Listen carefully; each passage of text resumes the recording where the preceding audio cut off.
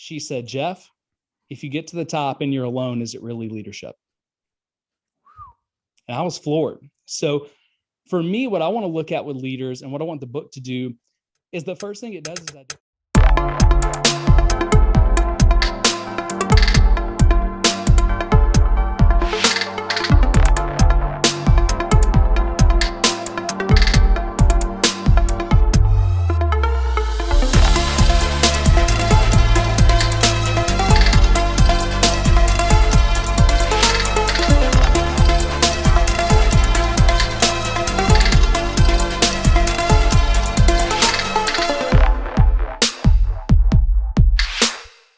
Hey, everyone, and welcome to this month's edition of Leading as Leaders. I'm your host, Avery Nesbitt.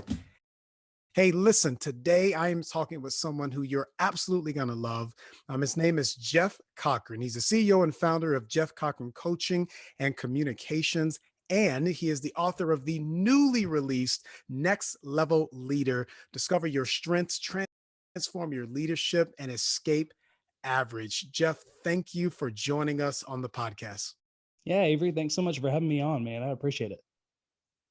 Hey, so listen, we have a mutual friend, Dr. Kim Hires, who was a previous guest on the podcast, and she wrote me and said, I know exactly who you need to be talking to. If you're interested in developing leaders, I've got the guy for you. So you come highly recommended. So I've been looking forward to this. So listen, I want to jump in with this idea. You have spent a considerable amount of time in church leadership. You've been with some of the best leaders around, and you know what it takes to move an organization from where they are to where they want to be. And that's the currency of leadership. It takes leaders. You've seen a lot of leaders, and you've also seen the things that hold those leaders back. And how can we lift them? How can we shake those off so that we can be every bit of the leader that we want to be, no matter where we're serving? How do we lift what are the lids and how do we lift them? Yeah. Well, the book is all about helping leaders escape average, because Avery, I've never met a leader who says, I just want to be average. I just want to be good enough to get by. Especially kingdom leaders, people who are leading, whether it's in the church or just say, I want to be a kingdom leader where I'm at. I want God to use me for something. Nobody wants to stand before God and say, well, Lord, I did it. I was average, right? But there are these invisible lids, like you're talking about, that hold us all back. And there's some very specific ones I talk about in the book. But overall, I would say it's a lack of balance. A lack of balance in the way that we view leadership, and especially for young leaders, because I've had an opportunity for a long time in ministry to deal with interns and young people coming into ministry and leaders who are in their early 20s, who were, in their late teens and who are just getting started. And most of us, Avery, we have a leadership paradigm that we've bought into that is only part of the leadership equation. So I think about in the book, I actually split it into 3 sections. There's 3 things that every leader needs to have to be great. One of those is an inner drive. You got to have a self-burden. That's going to include things like being a self-starter, being a finisher, someone who prepares well, a hungry leader, all those sort of things. You got to be driven here, right? I can't have anybody else tell me I need to go in the morning. I've got to be able to drive myself. Right. I got to be able to have my own passion, calling, burden. But the second thing is outward focus. A great leader has to have a balance of that inner drive to be great and to accomplish something, and a focus on people, because leadership is about people, period. If it's about you, the only person you're leading is yourself, right? Leadership is about leading people to accomplish something they didn't think they could, leading teams to become more than the sum of their parts. So outward focus is going to be things like loving as a leader. Okay. It's going to be things like listening as a leader. And I say this time and time again, most people don't know the difference between being loved and being listened to. So if you want people to like you more, you want people to listen to you more, you want to have more influence, listen to understand, right? Not to be understood. So it's things like that. But you have to have the balance of both of those, inner drive, outward focus, but then also the third piece, discipline, determination. If we don't have the disciplines to do the hard things, we're not going to make it very far. I can have all the drive in the world, all the passion, the burden.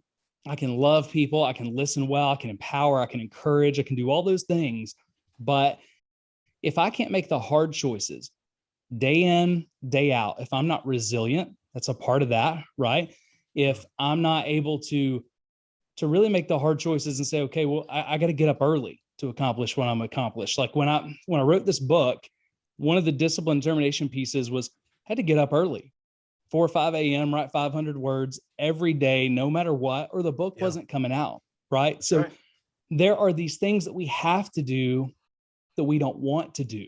That's discipline determination. And when I think about discipline determination, Avery, I think about it this way.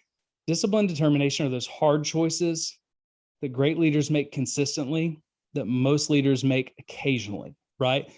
But there are also things you're not born great at discipline determination.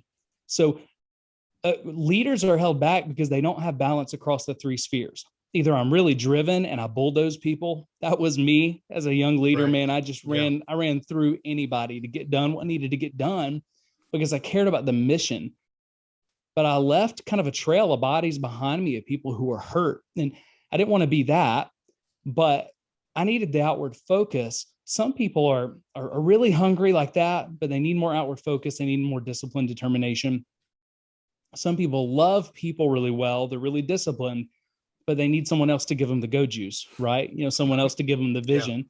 And then some people, they're really good with people. They're really good at being driven, but their problem is they're not making the hard decisions daily, consistently enough to get where they want to go. So there are a lot of traits the book talks about.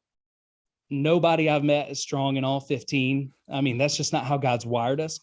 But being able to find 2 or 3 strength traits in each section, in each leadership sphere, call it the leadership triangle. And if you can be balanced across the triangle, you're just going to lead easier. You're going to lead better. People are going to notice. So I would say it's a lack of balance. And for each leader to decide, where am I strong? Is it drive? Is it focus with people? Is it discipline, determination? But then also, what am I neglecting? Where do I need to grow? And if you're not sure where you're strong and where you need to grow, ask the people you lead. Ask the people you lead beside. And if you ask them and say, hey, I really want to know, they'll tell you. And there's an assessment that comes with the book where people can do that. And you can say, hey, would you take this assessment for me? Don't take it for yourself. Have your boss take it for you. Don't take it for yourself. Have somebody you lead right beside or someone who you've hired take it for you. They'll tell you exactly where you're at. Wow, that's good. I love the idea that it's not these 3 spheres that you have to go obtain. What you're saying is that we already have these just in different qualities, right? You may be super intense, but you have a great drive, but you don't have the inward focus, or you're determined, but you just don't know how to get the thing done. So is that what you're saying, is that we have them?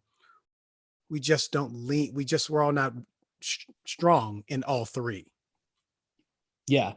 So to be strong in a sphere, because you need to be balanced across the 3 spheres. Right. To be strong in a sphere, you need at least 2 strength traits in that sphere, preferably 3, right? So out of 15 leadership traits, to escape average and go to the next level, you need 8 of them that are strengths for you. And those 8 need to be balanced across the spheres. You need to have at least 1 in each sphere. 2 would be great.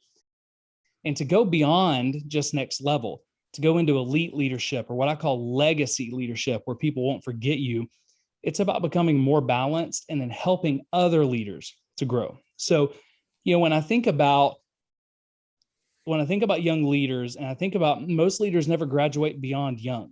So we get older in age, but we don't get older in leadership maturity. We get older in experience, but we don't get older in leadership maturity. So if I didn't grow, I had a natural tendency just to be, I was driven. I was hungry. I was highly prepared, self-starter, finished well. I was audacious. I was a risk taker.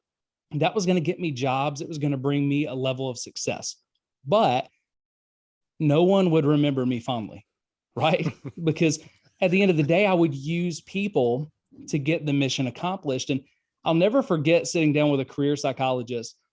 And she said, this was about the time I got to the last church I was at, which was a top 100 church in the nation.